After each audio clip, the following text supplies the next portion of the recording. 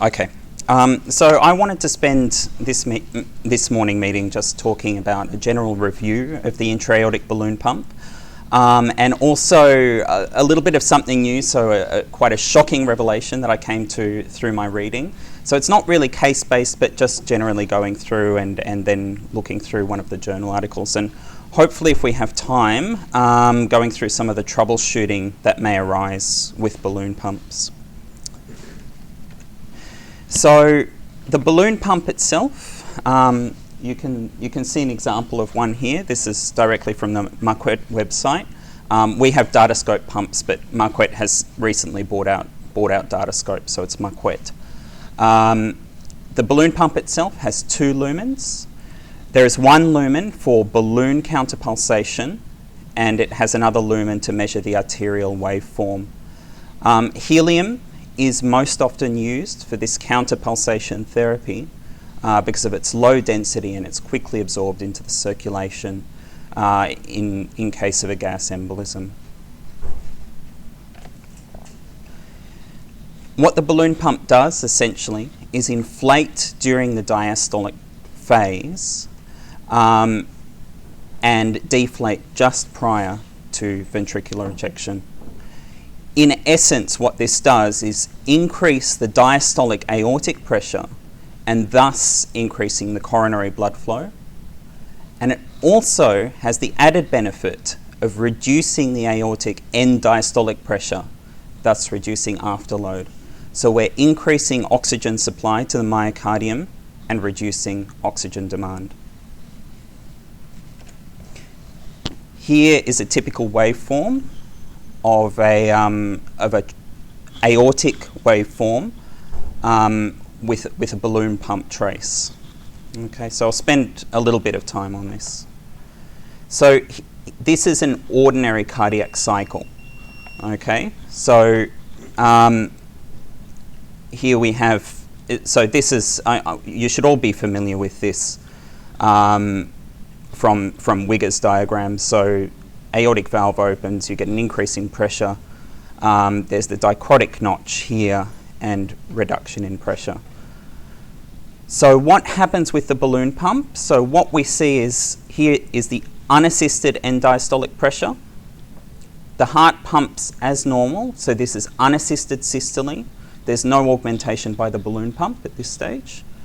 After the pressure falls, just before the dichrotic notch, the balloon pump fills up and we get diastolic augmentation going up and above beyond the systolic pressure.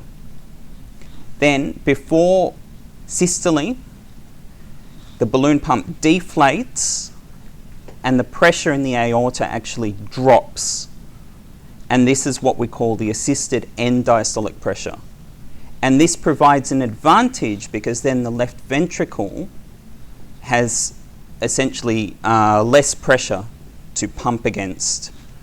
And so what we have is an assisted systolic pressure that is actually lower than the unassisted systolic pressure, even though the overall mean arterial pressure is generally increased with balloon pumps.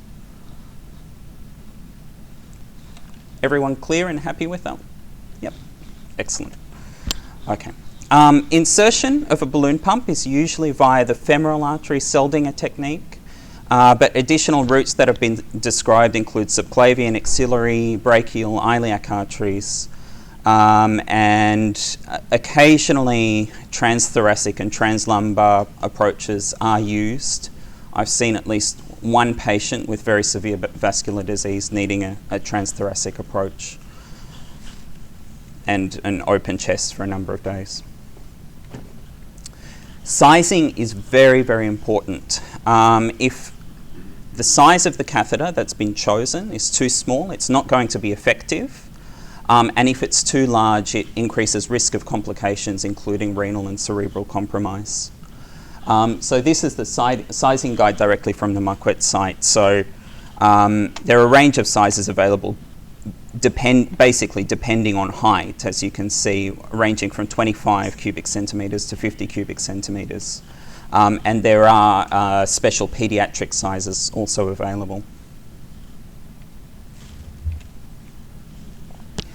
The positioning of the balloon pump ideally should be 2 centimetres distal to the origin of the left subclavian artery.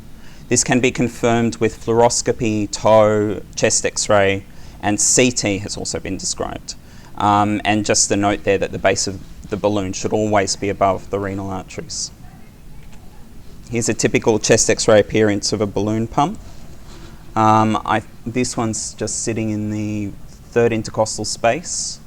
So it's said to be effective if it's between the second or third intercostal space. And sometimes you really have to squint to see these balloon pumps.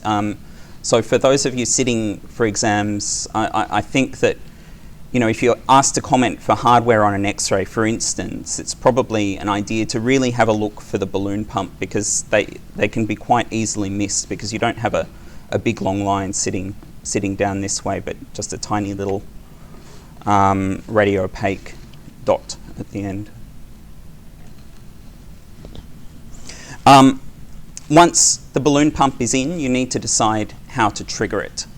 And the usual triggering mechanism is via the ECG, directly to the unit, although it can be slaved to a patient monitor.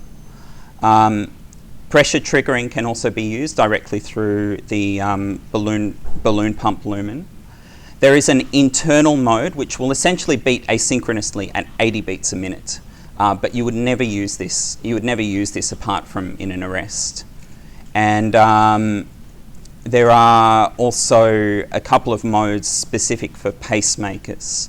And if you're having problems with the balloon pump, it's often an idea to try and switch between the various modes in order to try and get the most appropriate timing.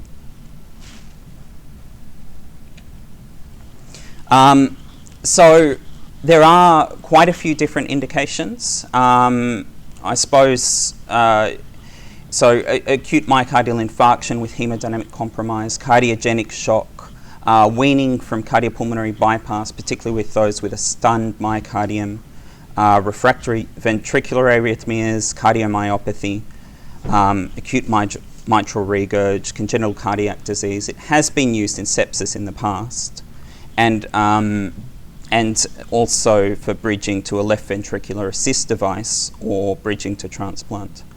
I guess in a nutshell, for me, I guess that helps me remember these is that if you have cardiogenic shock that's refractory to conventional treatment, then you need to be thinking about putting a balloon pump in. And there are a couple of obviously specialised indications, such as weaning from cardiopulmonary bypass. There are a couple of absolute indications. Obviously, significant aortic regurgitation, because it will worsen the degree of aortic regurgitation. Aortic dissection. If one has end-stage congestive cardiac failure with no anticipated recovery, and if one has aortic stents. Relative contraindications include uncontrolled sepsis, an abdominal aortic aneurysm, or severe peripheral vascular disease and major arterial reconstruction surgery. And in these instances, you may need to consider routes other than the femoral, for instance.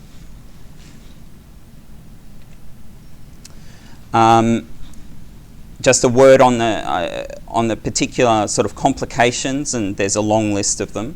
You can get a transient loss of pulse, limb ischemia, thromboembolism, compartment syndrome, aortic dissection, and as well as local vascular injury such as pseudoaneurysm formation. Equipment-related complications: balloon rupture can lead to a gas embolism. There can be balloon entrapment. Incorrect timing, malposition, or incorrect sizing of the catheter can be quite deleterious to the patient. Malposition in particular can result in renal or cerebral compromise. Also with poor timing, you can actually increase a patient's afterload, reduce their coronary perfusion, and with a very poorly timed balloon pump, you can make it worse than baseline. So timing is one of those critical things once the balloon pump's in. Other complications include thrombocytopenia and hemolysis, basically due to shear forces, infection, and cardiac tamponade. And just a note on weaning. So once a patient has clinically improved, basically the balloon can be weaned. So in a very, very unstable patient, for every cardiac cycle, the balloon pump ideally would be inflating once. So you would have what would be called a one-to-one augmentation. Once the patient improves clinically, you can wean it from 1-to-1 to 1-to-2 to 1-to-3. And once a patient is stable on 1-to-3, the patient can be considered for the removal. Just to say as well that the balloon should never ever be left off inside the patient for more than 30 minutes because it predisposes to thrombus formation. So people have been asking me why this presentation is so shocking.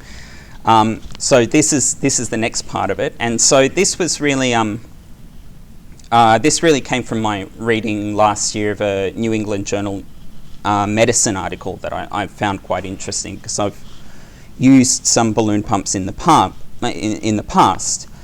So the impetus for this article was essentially that intra-aortic balloon pump use with cardiogenic shock is actually considered or has been considered a Class 1 recommendation from the AHA. However, this evidence is based mainly on registry data and cohort studies. And so the authors involved themselves in the IABP SHOCK 2 study, which sought to address this paucity of evidence.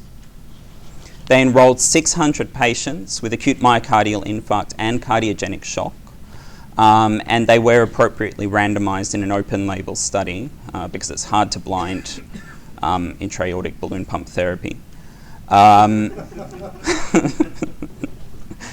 They all had an early revascularization strategy planned, either PCI or CABG. And very, very interestingly, and this was, I think, a very well-designed study, they found no significant difference between the two groups at 30-day mortality. So P was 0.69, and there was no significant difference between secondary endpoints. So I just found this very interesting because having cardiogenic shock complicating AMI is one of the main indications for a balloon pump and one of the main reasons you would put one in. Having said that, I've very informally approached the cardiology department and asked, what are they doing in light of this study? And they said that, well, it sort of saves, if they're being called about a patient, it saves them from driving in at 2 o'clock in the morning to go and put a balloon pump in. So they sort of said that I think the general preference would be that they would still be putting balloon pumps in this set of patients.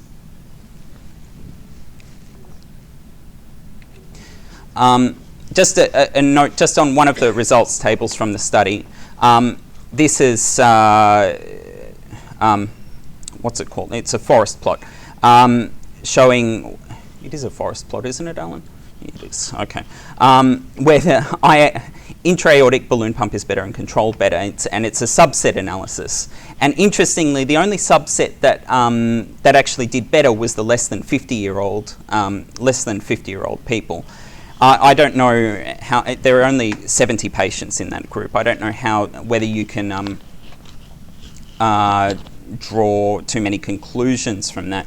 And I think it's interesting that the younger patients actually did a bit better because it said that the intra-aortic balloon pump doesn't work so well with younger patients because they have a very elastic aorta. I might pause there a little bit for comments. I do have a little bit on troubleshooting balloon pumps if we'd like to continue, Steve. Do you think we should pause here? Yeah. All right, I might just pause here for comments or questions and then go into a bit of troubleshooting. How long is the balloon? I didn't look at it on the X-ray, but then sort of had to be between the... Yeah, basically the idea of sizing is that it extends from 2 centimetres distal to the subclavian artery to just above the renal arteries. So that's the range So, of where it's allowed to stay. yep. But the physical catheter, how wide is that? How long is that? The physical catheter, again, it depends on the sizing. I'm not sure if that's in this slide here. Mm. What we were seeing on that X-ray was just a radiopaque tip. Yep. That's just the tip. That wasn't the whole balloon. No. Yep. The Yep. 40 cc ones are about just the balloons are about that one. Mm. And I'm just guessing because that's the only ones I've ever put in. And I'm guessing that's not big, but they're about like that long. They're pretty long. And the other comment you made was they don't completely include five, it's only 80% of the circumference. Mm. So Yep. Yep. Margaret.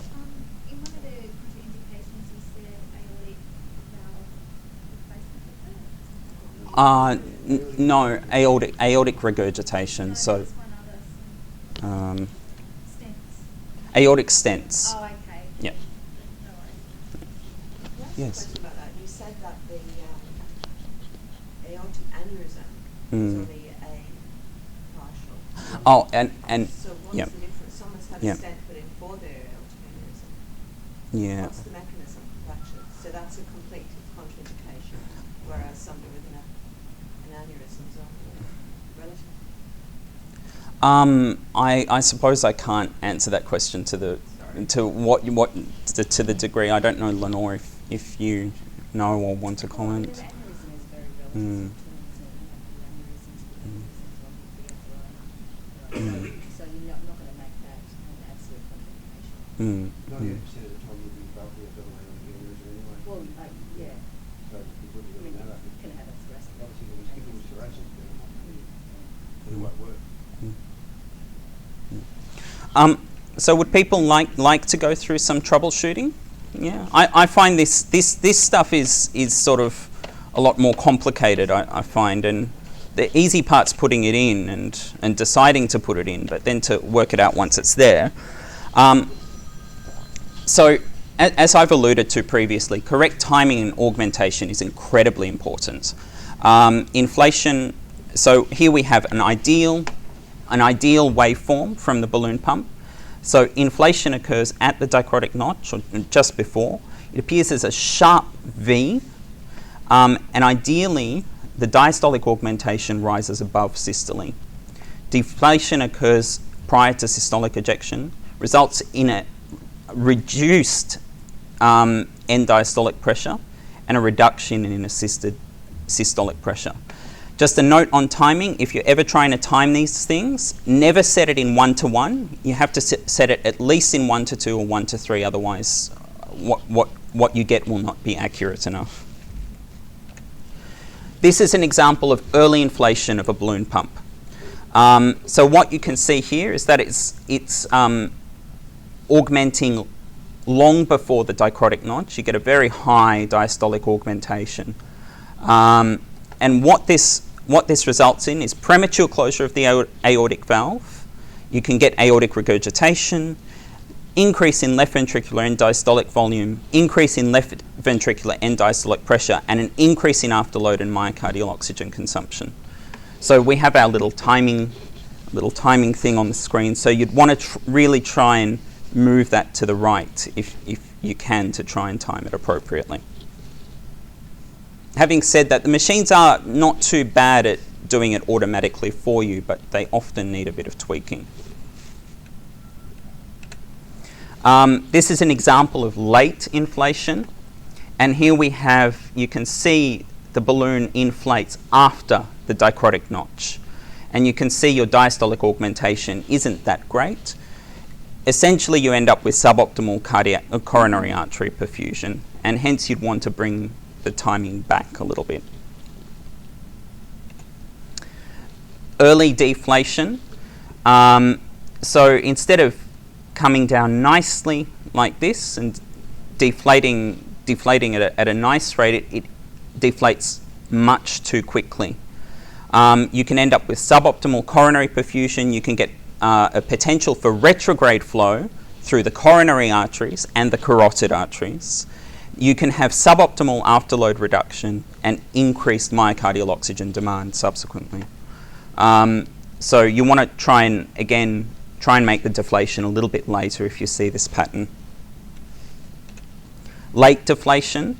So essentially the balloon is deflating too late, and which will result in a prolonged isovolumetric contraction phase, potentially delayed opening of the aortic valve. You get no afterload reduction, maybe even afterload increase. The left ventricle is ejecting against a greater resistance and subsequently increased myocardial oxygen consumption. So again, you want to move the timing back in this one. Okay. Some other troubleshooting. So suboptimal diastolic augmentation. So if you see here this pattern, so you've excluded your timing errors, but you're still not getting this augmentation. So your diastolic peak is not rising above your systole, and you're hitting this button and it's not working, and you don't know what's going on.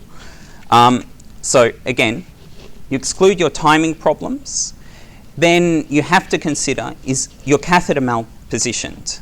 Do you have equipment problems? So was your size of the catheter appropriate? Is there unfurling of the catheter, appropriate unfurling of the catheter? How is your helium supply? Is there a kink in the catheter, or is there a leak?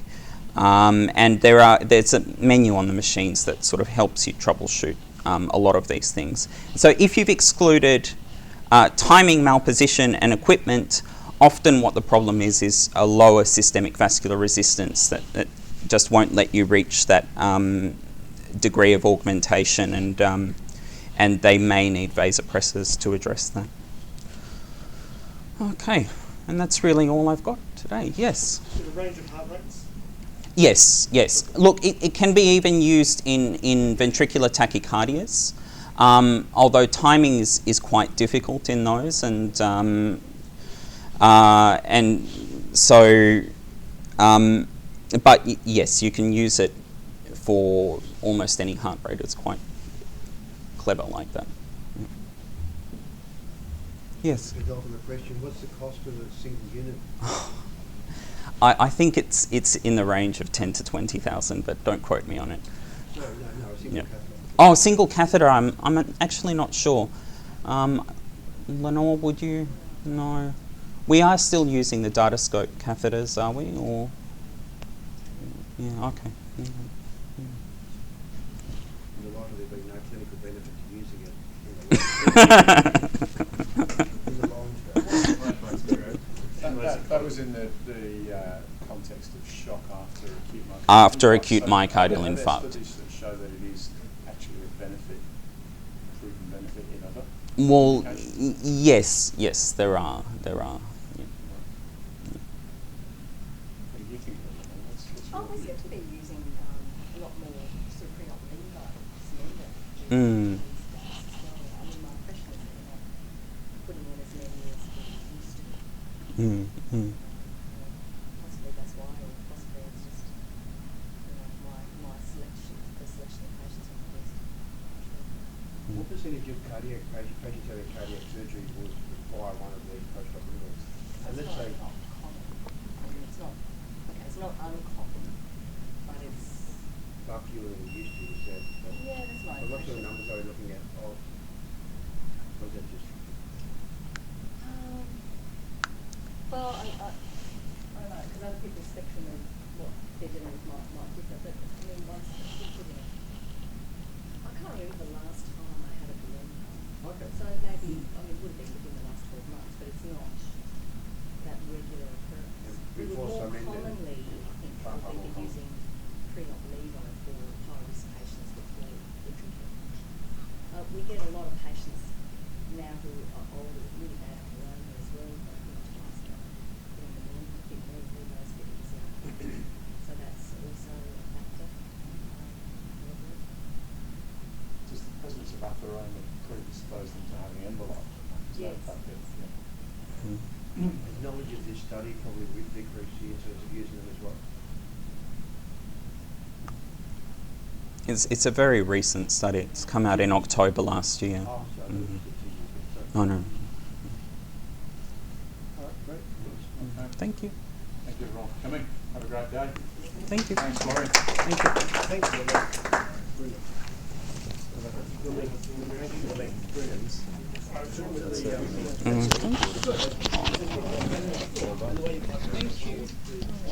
Mhm.